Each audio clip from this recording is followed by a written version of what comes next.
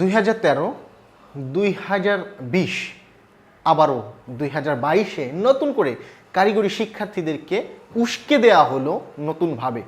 Diploma ইঞ্জিনিয়ারিংয়ের উন্নয়নের সূতিগাথা এই 6-7 বছরে খুব একটা চোখে পড়ে নাই। লাস্ট 6-7 ইয়ার্সের কথাই বলছিলাম, যেখানে শিক্ষক নিয়োগের মতো একটা জটিল প্রক্রিয়াকেও সমাধান করার চেষ্টা করা হয় না। এই ফলশ্রুতিতে শিক্ষার মান কমে গিয়েছে। দেখিনি অবকাঠামোর উন্নয়ন বা ল্যাব সংকট সমাধানে কার্যকরী কোনো উদ্যোগ, এমনকি কারিগরি শিক্ষার্থীদের হাতে কলমে শিক্ষার বিষয়ে তেমন কোনো পদক্ষেপ গ্রহণ করতে দেখিনি। কিন্তু বারবারই বিভিন্নভাবে কিভাবে এই শিক্ষাকে টেনে ধরা যায় তারই বিভিন্ন পদক্ষেপ লক্ষ্য করি উন্নয়নের নাম করে। যেটি আসলে মূল প্রয়োজন সে বিষয়ে ফোকাস করার পরে যদি এই 4 বছর নাকি 3 বছর হবে এ বিষয়গুলো নিয়ে কথা বলেন, তখন আমাদের সেই যুক্তিটা খুবই ভালো লাগে। বলা হয়েছে যে ঢাকা পলিটেকনিকে শিক্ষামন্ত্রীর একটি ভাষণে যেখানে বলেছেন যে 4 বছর থেকে 3 বছর করলে শিক্ষার্থীদের অর্থনৈতিকভাবে কিছুটা কি হবে, ক্ষতির থেকে বাঁচবে। এটা তো কোনো শিক্ষার্থী চায় না, বরং তারা চায় যে 4 বছরের ডিপ্লোমা ইঞ্জিনিয়ারিং হলেও যেন এই ডিপ্লোমা ইঞ্জিনিয়ারিং করার পরে তাদের প্র্যাকটিক্যাল দক্ষতা অর্জন করে কর্মবাজারের একটি নিশ্চয়তা। খুব ভালোভাবে যদি এই ডিপ্লোমা ইঞ্জিনিয়ারদেরকে নিয়ে ভাবতে হয় তাহলে আমরা দেশের শ্রমবাজারের বাইরে গিয়েও ভাবতে পারি, আমরা বৈদেশিক মুদ্রা অর্জনের দিকে ফোকাস করতে পারি। আমরা জানি বৈশ্বিক ক্রান্তি লগ্নে এখন রেমিটেন্সই হচ্ছে আমাদের সবচেয়ে বড় ভরসা, যেটা আমাদের প্রবাসী ভাইরা এদেশে পাঠাচ্ছে। এমন যদি হতো লাখো ডিপ্লোমা ইঞ্জিনিয়ারের ভিতর থেকে প্রত্যেক বছর 20-30 হাজার সরকারি পৃষ্ঠপোষকতায় আমাদের দক্ষ ডিপ্লোমা ইঞ্জিনিয়ারদেরকে শ্রমবাজারে রপ্তানির মাধ্যমে বৈদেশিক মুদ্রা অর্জন করা হতো, তাহলে একজন শ্রমিকের চাইতে 3 থেকে 4 গুণ রেমিটেন্স উপার্জন করতে সক্ষম হতো। এমন বিষয়ে খুব ভালো ভাবনা কিন্তু দেখিনি। তবে অনেক শিক্ষার্থী বন্ধুরা আছে 3 বছর এবং 4 বছরের সুবিধাটা অসুবিধাটা আমার কাছে জানতে চেয়েছে। আমি চেষ্টা করছি সেই বিষয়গুলোই উপস্থাপন করার। 3 বছরের ডিপ্লোমা ইঞ্জিনিয়ারিং করলে বেশ কিছু সুবিধা লক্ষণীয়। প্রথমত 4 বছরের তুলনায় 3 বছর হওয়ার কারণে 1টি বছর সময় বাঁচবে, খরচ বাঁচবে 1টি বছরের। সেই ক্ষেত্রে আমরা ধরে নিতে পারি 1 বছরে আপনার 60,000 টাকার মতো বাঁচবে। দ্রুত গ্রাজুয়েশন যদি আপনি করতে চান সেই ক্ষেত্রে হয়তো দেখা যাচ্ছে আপনি 1টা বছর সময় বাঁচার কারণে আপনি আরও 1টা বছর আগেই গ্রাজুয়েশনটা সম্পূর্ণ করতে পারবেন।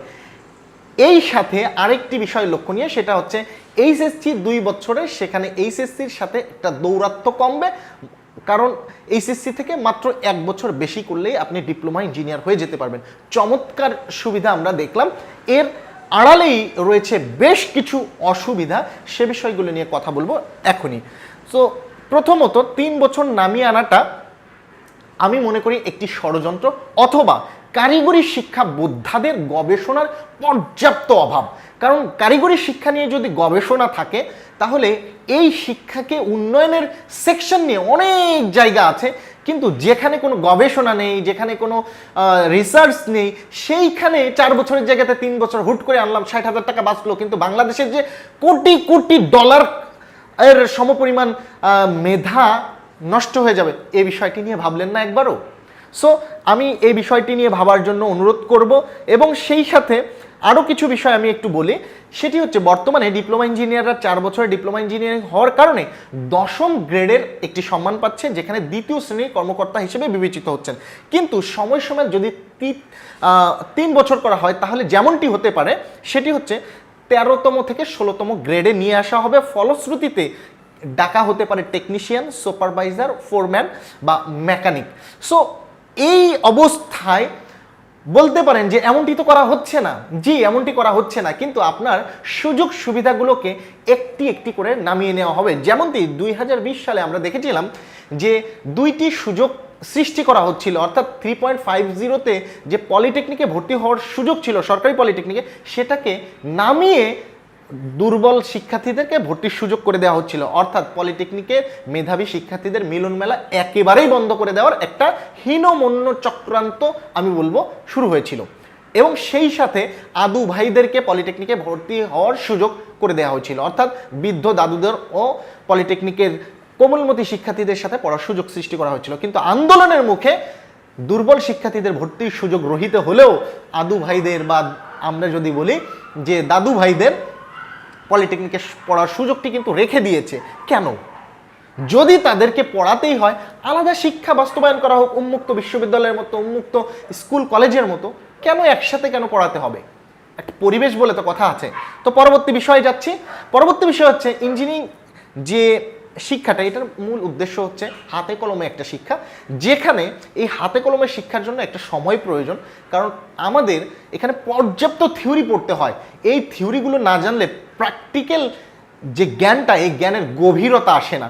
তাছাড়া প্র্যাকটিক্যাল যদি সরাসরি শিখি সেক্ষেত্রে তো একজন টেকনিশিয়ান বা একজন মেকানিকের ভিতরে তো খুব একটা পার্থক্য থাকে না। এ কারণে আমরা বিএসসিতে যে পরিমাণ থিওরি পড়ি তার প্রায় 60 থেকে 70% কাভার হয়ে যায় এই ডিপ্লোমা ইঞ্জিনিয়ারিংয়ে। কিন্তু আমি যখন এই থিওরি এবং প্র্যাকটিক্যালের সমন্বয় করে পড়তে চাইবো, আমার কিছুটা সময় দরকার আছে। ফলশ্রুতিতে 4 বছর সময়টা অনেক জরুরি জ্ঞান অর্জনের ক্ষেত্রে, থিওরি এবং প্র্যাকটিক্যাল উভয় ক্ষেত্রে। এবং এই ক্ষেত্রে যদি 4 বছরের জায়গাতে 3 বছর নিয়ে আসা হয়, যে বিষয়টি হবে হয় সিলেবাসটা ছোট করতে হবে, আর সিলেবাস ছোট হলেই অনেক জরুরি বিষয় আছে সেটা বাদ দিয়ে দেওয়া হবে, ফলে জ্ঞানের পরিধিটি অনেক ছোট হয়ে যাবে। এমত অবস্থায় এই কাজটি যদি না করা হয় তাহলে সিলেবাসটি ঠিক রাখা হবে। আর যদি ঠিক রাখা হয় সেই ক্ষেত্রে আমার ধারণা, যেহেতু আমি একজন কারিগরি শিক্ষা গবেষক এবং একজন শিক্ষা উদ্যোক্তা, সেই ক্ষেত্রে আমি দেখেছি যে আমি হলফ করে বলতে পারি কোনো পলিটেকনিকই ঠিকভাবে তার সিলেবাসটি শেষ করতে পারবে না। হয়তো সিলেবাসটি টেনে টুনে শেষ করা হয়, কিন্তু প্রকৃত জ্ঞানের পরিচয়টি ঠিকভাবে পাওয়া যায় না। ফলশ্রুতিতে গুজামিল একটা পড়াশোনা হবে, যেমনটি আমরা লক্ষ্য করছি যে ওই সিলেবাস, একই সিলেবাস থাকার ফলে 4 মাসের সেমিস্টারে প্রত্যেক সেমিস্টারে সিলেবাস কাভার করতে হিমশিম খাওয়া হচ্ছে। ফলশ্রুতিতে শিক্ষার্থীদের প্রত্যেক সেমিস্টারে 50% উত্তর প্রদানের সুবিধা প্রদান করা হচ্ছে, কিন্তু তার ফলেও ফেলের সংখ্যা দিন দিন বাড়ছে। এই বিষয়টি বিবেচনা না করেই আপনারা 2022 প্রবিধানের শিক্ষার্থীদের প্রথম পর্বে বোর্ড পরীক্ষা কেন চাপিয়ে দিলেন, এই প্রশ্ন আমার থেকেই যায় এবং এটা কারিগরি শিক্ষা বিষয়ক গবেষকদের মাথায় ঘুরপাক খাচ্ছে। এবং এই যে বোর্ড ফাইনাল পরীক্ষা শুরু হলো, এই পরীক্ষা নিয়ে কতটুকু উদ্যোগ গ্রহণ করা হয়েছে যে 6 মাসের একটা সেমিস্টার ছিল, নবীন কোমলমতি শিক্ষার্থীরা এই 4 মাসের সেমিস্টারে কিভাবে আসলে তাদের শিক্ষা যাত্রাকে এগিয়ে নেবে এবং বোর্ড ফাইনাল পরীক্ষাতে পাশ করবে, এ বিষয়ে এজন্যই কথা বলছি। গত চতুর্থ, ষষ্ঠ এবং অষ্টম পর্বের রেজাল্টে রেকর্ড ফেলের আমরা দেখেছি, যেখানে 63,538 জন শিক্ষার্থী ফেল করেছে, কোনো না কোনো সাবজেক্টে ঝরে পড়েছে অনেক শিক্ষার্থী। তো এভাবে যদি কারিগরি শিক্ষার্থীদেরকে ঝরে ফেলানো হয় তাহলে স্বাভাবিকভাবে এই শিক্ষার উন্নতি নিয়ে ভাবনাটা আসলে কোথায়? সো এই সকল বিষয়গুলো নিয়ে ভাবা জরুরি। 3 বছর না 4 বছর এটা জরুরি নয়। আরও একটি বিষয়, সামাজিকভাবে মর্যাদা হ্রাস পাবে বলেও আমি মনে করি। কারণ যখন 10ম গ্রেডের মর্যাদা ডিপ্লোমা ইঞ্জিনিয়াররা হারাবে, আবারও বলছি ডিপ্লোমা ইঞ্জিনিয়ারদের 10ম গ্রেডের মর্যাদা একদিনে নিয়ে নেওয়া হবে না, স্টেপ বাই স্টেপ করা হবে, কারণ হ্রাস করা হবে। যেখানে আমরা দেখছিলাম যে উন্নয়নের বিষয়গুলোর দিকে ফোকাস না করে অবনমনের বিষয়গুলোর দিকে বারবার তাকানো হচ্ছে। তো এখান থেকে আমরা একটা বিষয় পরিষ্কার ধারণা পাই যে 1 বছর যদি বেঁচে যায় আপনার আসলে খুব বেশি লাভ হবে না, বরং যাদের খুব বেশি বাঁচানোর দরকার তাদের এই 3 বছরের ডিপ্লোমা ইঞ্জিনিয়ারিং, কেন ডিপ্লোমা ইঞ্জিনিয়ারিংয়ে পড়া উচিত না, যাদের সময় নিয়ে খুব ভাবনা তারা ইন্টারমিডিয়েট পড়ুক। এইখানে আসার খুব বেশি জরুরি তা আমি দেখি না। তবে কারিগরি শিক্ষা নিয়ে যদি সত্যিকার অর্থে ভাবতে হয়, আমার বেশ কিছু পরামর্শ আমি কারিগরি শিক্ষা বোদ্ধাদের কাছে এবং এই শিক্ষা সংশ্লিষ্ট নিয়ে যারা আছেন তাদের কাছে আমার বার্তাগুলো পৌঁছে দিতে চাই এবং সকল কারিগরি শিক্ষার্থীদেরকে আহ্বান জানাবো ভিডিওটি প্রচার করার জন্য। আমি দেখেছি গত 6-7 বছরে শিক্ষক সংকট, ল্যাব সংকট এবং যন্ত্রপাতি সংকট, এই সংকটটা সমাধান করার জন্য আহ্বান জানাচ্ছি। এই সংকট সমাধান করুন। পরবর্তীতে আরেকটি বিষয় আমি জানাচ্ছি, আমি যখন পলিটেকনিকে পড়তাম 2007 সালে আমি পলিটেকনিকে ভর্তি হই, সেই সময়ে দেখেছি 7-8 হাজার টাকাতে খণ্ডকালীন শিক্ষক দিয়ে যে স্থায়ী শিক্ষকের অভাব পূরণ করা হতো। সেই সময়ে যেই 7-8 হাজার টাকা দেওয়া হতো, এখন 2022 সালে এসেও শিক্ষকদের 7-8 হাজার টাকা খণ্ডকালীন শিক্ষকদের দেওয়া হয়। ফলশ্রুতিতে শিক্ষকরা অন্যান্য দিকে ছুটছে, শিক্ষকদের পাঠদানের প্রতি মনোযোগ কমে যাচ্ছে। সো এই জায়গাতে শিক্ষকদের শিক্ষকতা পেশাকে উপভোগ করতে বেতন বাড়ানো দরকার এবং স্থায়ী শিক্ষক নিয়োগের কোনো বিকল্প নাই। এই বিষয়টি দ্রুত সমাধান করার জন্য আহ্বান জানাচ্ছি। আরেকটি বিষয়, যে শিক্ষার্থীদের কারিগরি শিক্ষা নিয়ে আপনারা ভাবছেন যে 50% কারিগরি শিক্ষা হবে, কিন্তু সেই 50% কারিগরি শিক্ষার্থী বৃদ্ধিকল্পে আপনাদের পরিকল্পনায় ডুয়েটের মতো আরও বেশ কিছু বিশ্ববিদ্যালয় পরিকল্পনায় থাকা চাই। তাহলে শিক্ষার্থীরা কারিগরি শিক্ষার প্রতি ঝুঁকবে এবং ডিপ্লোমা শেষে উচ্চশিক্ষা নেওয়ার দিকেও আরও বেশি মনোনিবেশ করবে। আরেকটি বিষয় আমি উল্লেখ না করলেই নয়, যে শিক্ষার্থীদের কারিগরি শিক্ষার প্রতি আগ্রহী করে তুলতে হাতে কলমে কাজের মানকে বৃদ্ধি করতে হবে এবং এই জায়গাতে পলিটেকনিকের শিক্ষকদের বিষয়ভিত্তিক পাঠদানের বিষয়ে ট্রেনিং প্রদান করতে হবে, গদবাঁধা নিয়মের অফিস ম্যানেজমেন্টের ট্রেনিং বাদ দিয়ে। ফলশ্রুতিতে একাডেমিক পড়াশোনা কিভাবে পড়াবে সে বিষয়ে তারা অভিজ্ঞ হবে এবং সেই সাথে তাদের প্র্যাকটিক্যাল বিষয়ে আরও বেশি জ্ঞান অর্জনের জন্য ট্রেনিং প্রদান করা খুব জরুরি। যদি কারিগরি শিক্ষাকে বাংলাদেশের রেভলিউশনের জন্য দরকার হয় তাহলে এই কাজটি খুব জরুরি। আরেকটি বিষয় আমি না বললেই নয় এবং শেষ কথা এটাই আমার, যে অপরিকল্পিত এবং গবেষণাবিহীন কোনো সিদ্ধান্ত পুরো জাতির উপরে চাপিয়ে দিয়ে আমাদের বাংলাদেশের শিক্ষা খাতকে ধ্বংস করবেন না, পুরো কারিগরি শিক্ষাটাকে ধ্বংস করবেন না। যদি খুব বেশি দরকারি হয়, কারণ কোনো একটি বিষয় যদি আসলে আমরা জানি গবেষণার মূল লক্ষ্য হচ্ছে যে সেটার সুবিধা এবং অসুবিধা খুব ভালোভাবে যাচাই করা। এই সুবিধা এবং অসুবিধা ভালোভাবে যাচাই করার জন্য প্রথমে যে কাজটি করা উচিত, 5 থেকে 10 হাজার শিক্ষার্থীর উপরে প্রথম সেই বিষয়টি 5 থেকে 7 বছর গবেষণা করা উচিত। সেখানে রেজাল্ট বা আউটকাম যদি ভালো হয় তার উপর ভিত্তি করে আমরা পুরো দেশের উপর সিদ্ধান্ত চাপাতে পারি। আপনি কি বলতে পারবেন যে 3 বছরের সুবিধা কি? জানেন না নিশ্চয়ই। সো এই জায়গাতে এই যে শুধু চেঞ্জ করতে চাইছেন, এর পরবর্তীতে সেটি পুরো সামগ্রিক শিক্ষার্থীদের উপরে চাপিয়ে দেওয়ার আগে 100% অবকাঠামো এবং সেই মানের শিক্ষকদেরও তৈরি করা খুব জরুরি, অন্যথায় পুরো সিস্টেম ধসে যাবে।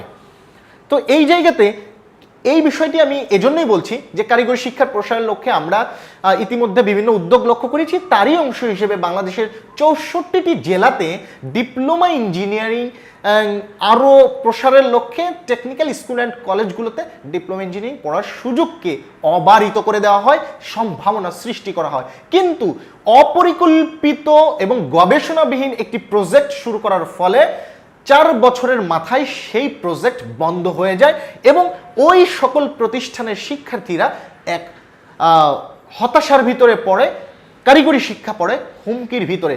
তো আপনি যে সিদ্ধান্তই গ্রহণ করুন, যেভাবেই গ্রহণ করুন, এজন্যই গবেষণার কোনো বিকল্প নাই।